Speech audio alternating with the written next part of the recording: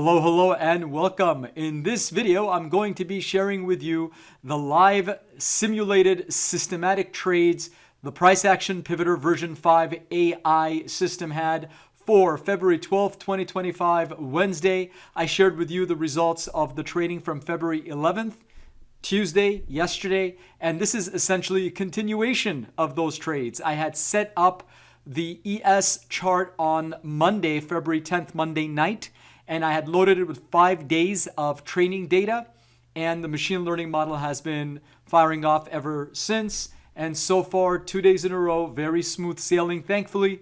And even though yesterday we had great weather in Los Angeles, today's a rainy day, but the trade performance is actually even better than it was yesterday, thankfully. So these are the trades, and I'm going to share with you not just the trades, but I'm going to share with you the results of the trades. I'm going to share with you the strategy, the parameters that the system had used, as well as the actual data that the system collected so that you can see everything in a transparent way. Let's begin. So the first trade occurred at 6:36, so it got the signal at 6:35. The final signal was analyzed by 6:35. Because, and when I said that in yesterday's video too, the signal, it's not just one signal that it's looking for. It's essentially a mosaic of particular signals that it's analyzing before it enters the trade. But in any event, so at 6:35 was the final signal that it received, and at 6:36 it entered that trade at the open of that bar. And you can see that it entered at 60.3475. It essentially, the stop moved to protect the unrealized profit, just like in yesterday's videos. And there it is, the exit was 60.4550. So a profitable win on the first one. The second one, another beautiful trade. You can see that it went up in the right direction right off the bat, and it came back down, and it already booked the profit there. So a small win, but still a win, and it prevented that potential loss right there. So 60.61 was the entry, 60.65 was the exit, a small win of essentially 4 handles. And then the third one was a beautiful trade. It entered, it almost never looked back other than here, and it just kept going all the way until it hit the profit target of 1,200. The stop, I should also say, the stop was the risk per trade, as I call it in this system, was $500. The profit target was $1,200, and we're still at the 800, 400 trailing stop numbers, with 50% trailing at from the unrealized peak highs or unrealized peak lows if it's in a short trade. That was the third trade. This was the fourth trade, so it was a small, tiny little win, but again, it did move the stop because this is an AI signal stop. It moved it, and it essentially booked the profit at a tiny win of 60.78. So it was a handle and a quarter here. But again, it prevented this potential loss right there. And it went all the way down. But then it got picked up again. And this was the final trade, the fifth trade of the day. And that happened at right there, 11.28. So the final signal was at 11.27. And on this trade, it also moved the stop to book the unrealized profit. And that was the last trade. The trading would have, if this stop had not moved, again, the flatten everything time, as I always have it for these spoof trades. And again, we're always trading one contract with these things. In all demonstrations that I do, I only use one contract, okay? The system at Mach 15 will allow you to trade up to 15, that's 15 contracts. At the Mach 16 lifetime license, you get to trade up to 30 contracts. So that's the difference between the Mach 15 and the Mach 16 prices that you see on the website.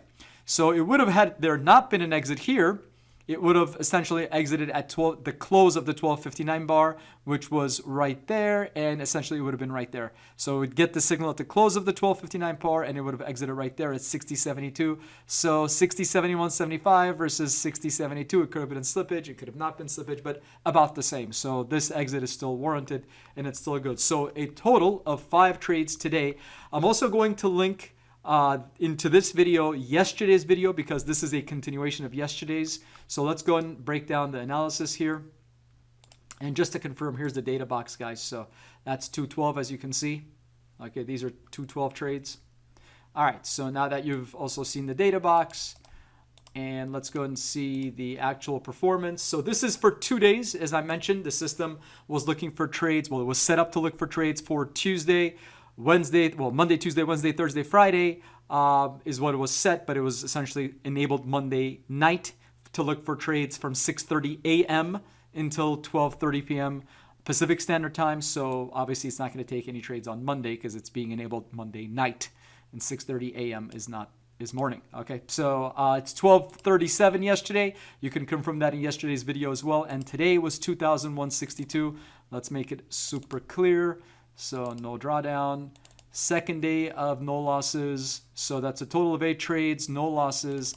Largest wins, largest wins. Okay, here are the other pieces of data that you're going to need. And let's also break it down by the trade. So these are all of the trades between yesterday and today. So here's the entry time, entry name, and exit name. The profits, max favorable excursion. It's actually maximum favorable excursion. So you can see what those numbers are. So again, it was set at 1,200 as your profit target. So we had 800, 400 for the trailing stop. So let's go and take a look at the actual strategy parameters that I used.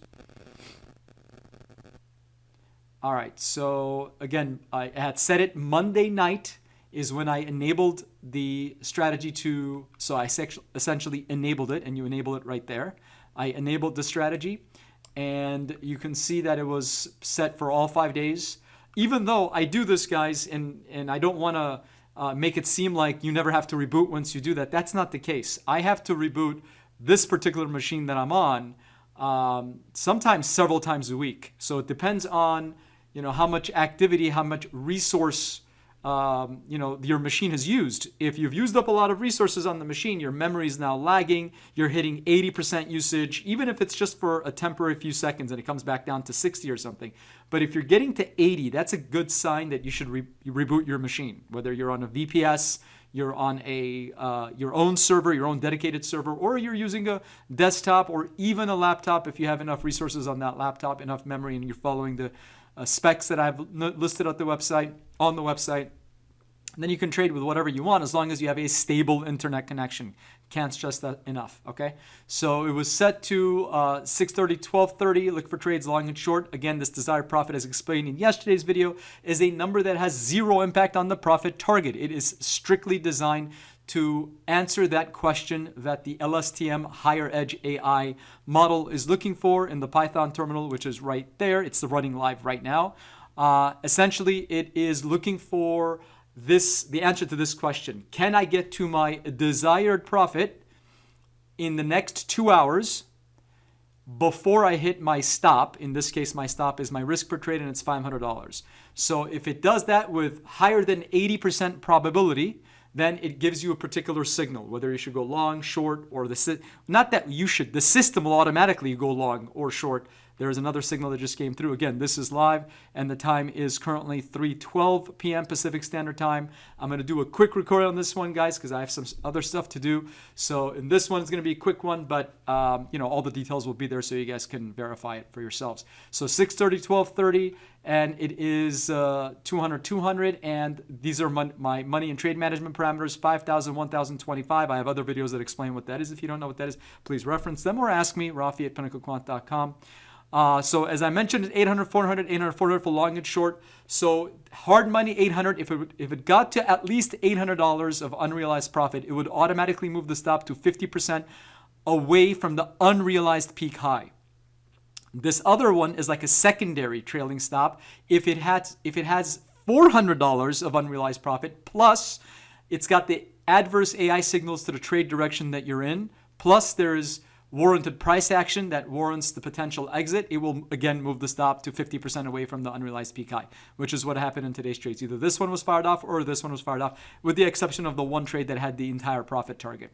Okay, so we had a profit target of 1,200 and a risk per trade of 500, and these times you would have to change it, guys, to your time zone. I'm in Pacific Standard Time, so the market session starts for me yesterday, the previous day, the prior day at 3 p.m. Pacific Standard Time. So if you're in Eastern Time, you would obviously put 1800. Okay, makes sense. And then for me, the pre-market ends and the real RTH session, the RTH session will start at 6:30. So I essentially have set it so it stops at 6:30.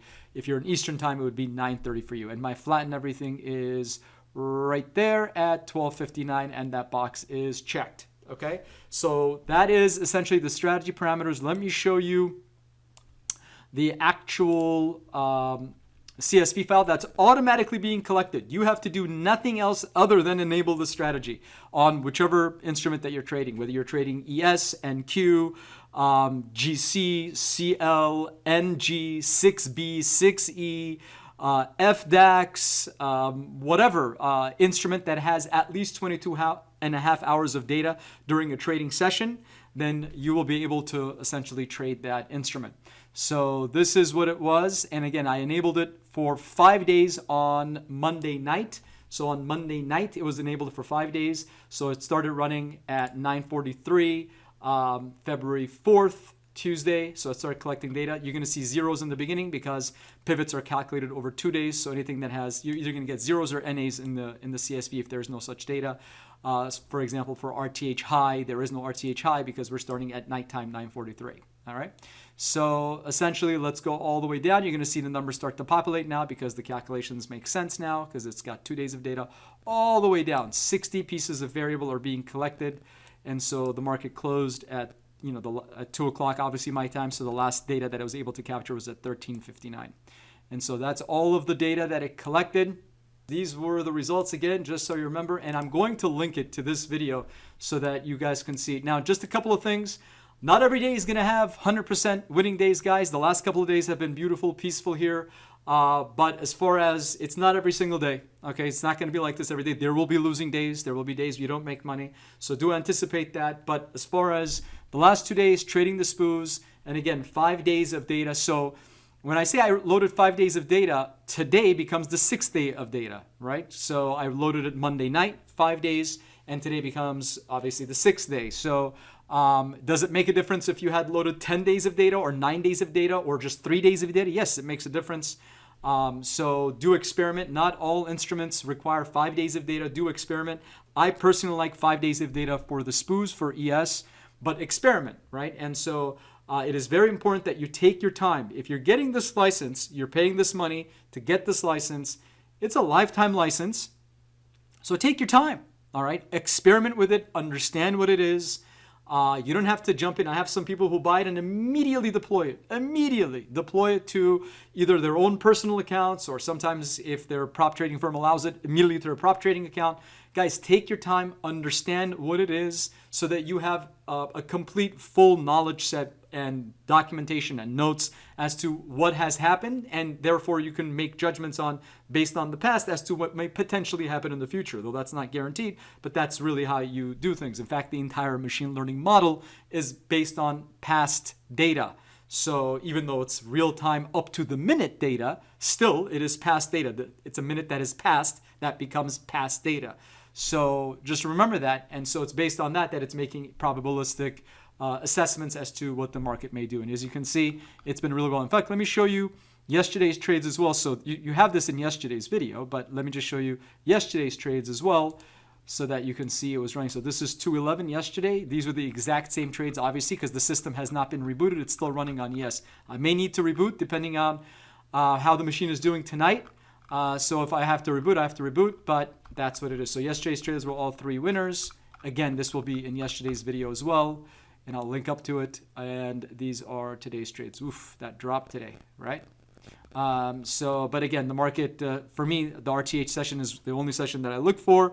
Why do I do that? I do get that question once in a while. Some people like to trade overnight. It's up to you. If you are more comfortable trading overnight, the system will trade overnight. That's perfectly fine. But I don't like it for a couple of reasons. Most professionals will turn on their systems or will have their systems automatically enabled in the morning when the market opens.